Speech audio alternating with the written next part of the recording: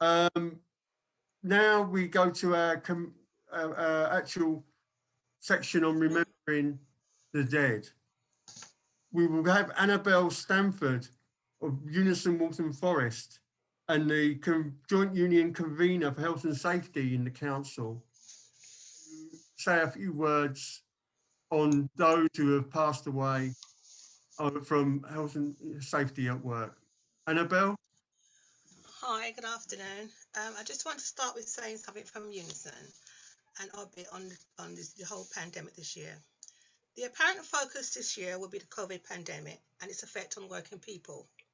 But whilst we mourn for those who lost their lives, for us, 2020 meant that we no longer mattered, as each death was a painful reminder and highlighted the failure of this government.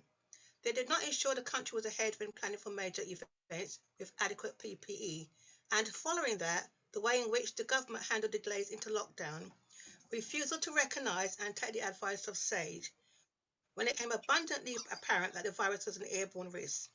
No PPE, inadequate PPE, the effect on people without any other source of income or support, having to still go to work without any risk assessments, and failure to provide and enforce health and safety guidelines.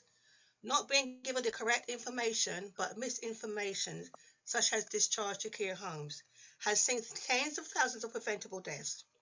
We are aware that at the core of the pandemic, people of colour were persecuted as they were blamed for the cause of the virus. They were mistreated, lost their lives due to lack of PPE and education. Did their lives not matter? We all have a fundamental right to a safe and healthy workplace. I'm now going to read to you the fatal incidents of workers in Waltham Forest. In June 2015, Lucas Costanzo was struck by a falling tree whilst walking at Lowholt Conservation Area, an area under the control of Waltham Forest. The case was investigated by the Health and Safety Executive. November 2015, Marian Lucu, 39, Romanian living in Leighton, was killed while working in a warehouse in Barking. His employer, Hanro, from Lewisham, was jailed for 4 years for manslaughter. April 2015, Marian Emmett, 21, died whilst working on the shop at the Baker's Lane. Kaziz Kani Uskaus died in a road traffic accident whilst on a refuse vehicle on the A406. November 2012, Alfie Perrin, 16, from Enfield, died when he fell from a scaffold in Wanstead. Rooftop rooms were fined £325,000. 30th of April, Raymond Holmes, 60, from Rayleigh in Essex, died when he was struck by a reversing vehicle 2 days after Workers' Memorial Day at Coppermill Water Treatment runs by Thames Water. Raymond was a GMB member. Thames Water has been fined £360,000. March 22nd, 2010, Andrzej Rokita, 55, from Poland, was killed by falling materials while working at M&M Contracting Limited, Midland Road, E10. October 29, 2006, Paul Jackson, 19, was recovered from a drain inspection pit in Tavistock Avenue, Walthamstow, while working for MTS Cleaning Services, subcontracting to Thames Water. It's not clear why or how Paul came to fall into the pit, but the position of his body at the bottom made recovery difficult and probably restricted his breathing. He died days later in hospital with severe brain damage. December 3rd, 2003, Narvan Callan, 30, known as Charlie, was electrocuted while working as a plumber at Cushion's Galore High Street, Leytonstone. March 1990, Dan Flanagan from Walthamstow was killed on the project building the Waltham Forest Poll Tax House in First Avenue when an unsupported wall fell on him.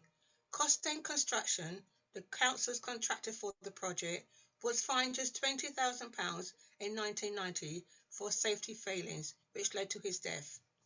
Evidence at the inquest showed there were 2 senior managers on site who told Dan it was okay to dig next to the unsupported wall. When he questioned this, something that anyone with any knowledge of basic construction safety rules would have known was unsafe and illegal, Campaigners called for manslaughter charges be laid, but instead, Costin got off with a very small fine. We also remember today Dr. Augustine Obaro. He died from COVID in January this year. At this time, let us also remember our dear friend and colleague Dave Knight, who worked so tirelessly to ensure that we never forget this day and our colleagues we lost along the way. Unison has made a tangible difference to members' lives by continuing to support workers to improve safety at work and challenge bad practice from neglectful employers. In support of our most valuable or most vulnerable, we have lobbied for the HSC to introduce spot checks to the health and safety care sector.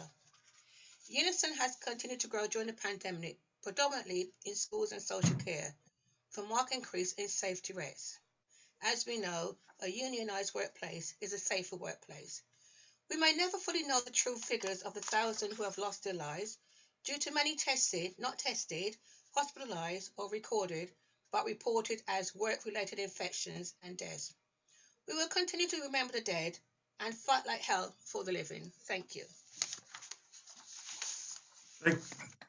Thank you, Annabelle, for those comments. We all remember Dave, our former president, with great affection and fondness, but also everybody who has been the victim of health and safety failures in the borough over the years.